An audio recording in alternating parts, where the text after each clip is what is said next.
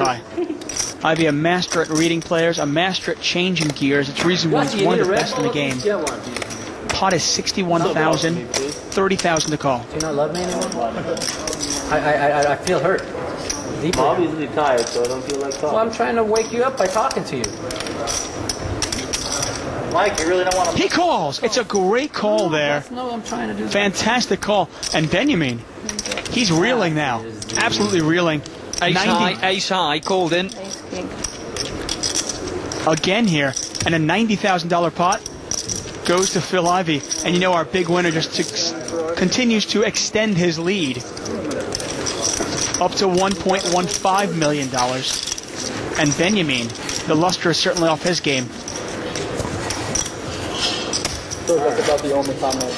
I'm figuring this stuff out. Ace high never falls. Phil Ivey up over $350,000. And Benjamin, of course, he was up over $250,000 before. Now, he's only up 24,000. Still not bad, but when you consider that he was up $250,000 before. Yeah, that's a pretty big downswing. And you can see his mood. Just a little while ago, he was jovial, he was smiling, he was laughing. Not so much. Yeah, it looks like the other boys have got his number at the moment. Both of them calling with ace high to beat him. Maybe regretting showing so many bluffs earlier on in the game. 9. With 9.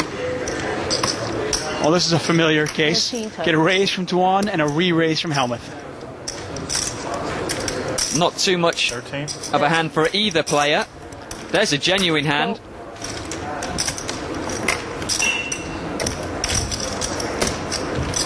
Call from Phil. I'm considering the very possible option that I don't know this game anymore.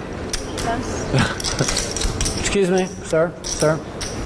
I have this option, possible option that you never knew this game. How come there were 7 players at this table who knew what you were going to say before you said it?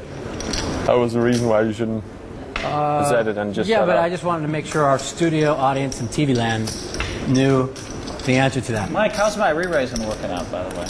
I'll let you know after this hand. So good, doesn't it? Phil, you know what? You finally, win or lose, you've got that smile back, and that's all that matters. I'm very proud of you. Just like you said. I mean, it might be a year from now or so, but I think you're going to stack them sooner or later. Phil, do they have any respect for your raise? I'll tell you something. I liked my hand until they both just cold called 13 times. Uh-oh. Big slick for Benjamin. And how do you play this now? You've got a raise from Tuan, a re-raise from Helmuth, and 2 calls. What do you do with big slick here? You definitely think there's 2 marginal hands out there in Phil Ivey and Patrick Antonius, and you've already watched that Phil has been steaming quite a bit. Your only real danger, I think, is Tom Dwan, because Phil's sitting there with not too much. He's got 100,000. I say not too much. I think he can make this 40, 50,000. And if Helmuth moves all in, so be it. Exactly. It's a perfect situation for him. In fact, he might price in for a re-raise from Phil to shut out the other 2 players.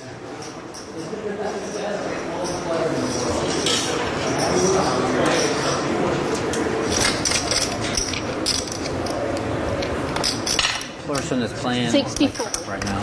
And he re-raises here. Here's a third bet. Tournaments never eat ever when I'm playing. Yeah, looks like he's made 64,000. And you called it there, Gary. It's a great re-raise. He's going to shut out the rest of the field. Wow, this game is so out of control. And it might look like he's steaming a little bit. Remember, he's lost the last couple of pots. I just love it. The really stupid thing, of course. I really do. Phil Helmuth saying this game is out of control, and he's the one contributing to it. He's just made the second raise with King 10, a marginal hand at best. Of course. Well, the pot is $108,000. It's $54,000 back to Phil Helmuth, and of course to the rest of the players that are in this pot. Let's see, what do I have?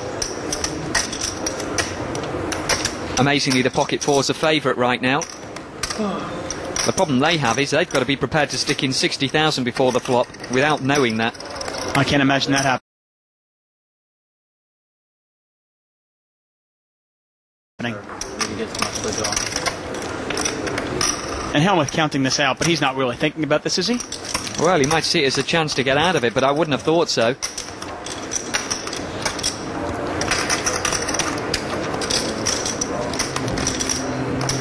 I think. Well, what's Ivy thinking behind him? Ivy with ace-queen.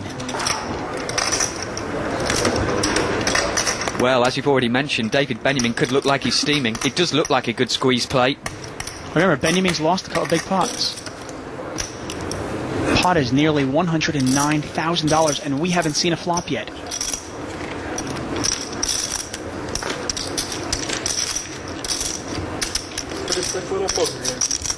Wow.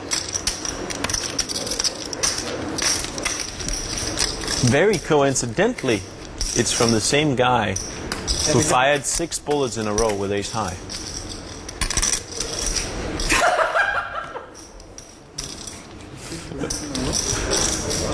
You probably shouldn't say that, Gus. You probably shouldn't say that. No, I shouldn't say that. No, it's clearly out of line, Dirk. I bet everybody else will vote it out clearly out of line. With queen high, you're talking about me, right? With queen high. Oh yeah, that was queen high. You That's got why I called. You couldn't got get called. You got called 6 times by ace high. That's even more funny. You got called 6 bullets in a row by ace high. That's actually more funny. You can't say that now. They know I'm streaming. No. They said it was I apologize. Apology accepted before the action happens. It's fine. Huh? It's fine. Okay. But I am streaming. We're still waiting on Phil Helmuth here. Doesn't have much of a hand, but he's down a lot of money. Maybe he sees this as his way out. Why I'm taking so long with this hand. Because you're an idiot.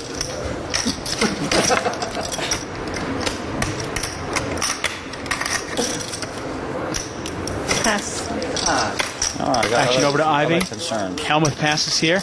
Now Ivy's got a real hand. He's probably got the most genuine decision, but he doesn't take anywhere near as long. He's not going to commit all those chips to ace-queen. Of course, he's probably been sitting there thinking about his decision while Phil Helmuth has been dwelling up with a king 10. And I think the only play Antonius has here is maybe a big repot, right? I don't buy it, though. I don't think he's getting anywhere near his pot odds to call, to catch a 4, to break David Benjamin. So he throws it away. Awfully difficult to buy a big pair from after he just called. Exactly. And Benjamin wins a huge pot here without even seeing a flop. And the smile is returned. You know, it's good for your eye reputation to show that there's one, David. I mean, he runs. I had ace king. If you want. It's illegal. I believe it. Illegal. Ace king. I don't care. I mean, honestly. What did you have? I didn't have a bluff. That's what I mean. 10 offset is what I had. This is like instant replay. Every time raise, re-raise. Pass. He folds. I want to raise under the gun. The king 10 off. And we take a look at a leaderboard here. Phil Ivey still crushing the competition. He's up $342,000. Benjamin gets few of his chips back there, up nearly $70,000. But of course, Phil Helmuth, Patrick Antonius, both down over $200,000. Patrick Antonius, though, is in the game. He's got $586,000 there. Okay, Gary, what is going on here? I see all these chips on the table. I see the button is in front of Benjamin. I know the small blind, big blind, and I see a bunch of chips. Help us out. Well, normally you've only got 2 blinds whenever you play cash games, but usually the later stages of some cash games you can start to see an overblind or a live straddle. That's when usually you'll just double the big blind. In this case it would be 1,200. That's what you see in front of Phil Ivey.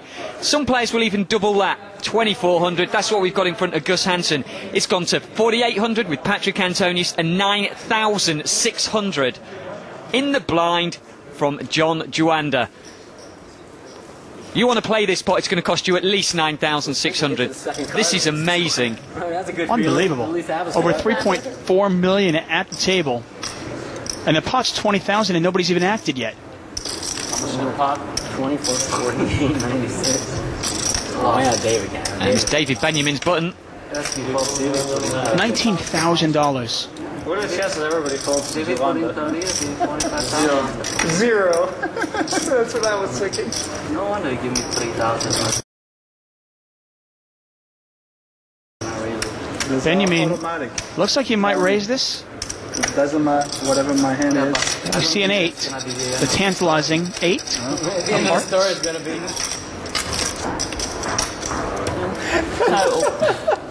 Can I have another 5 over, please? And I believe he made it 23,000 total. The glass. I never I put in more I guess I went until guess on the dollar. That's crazy. Well, Gus is gone.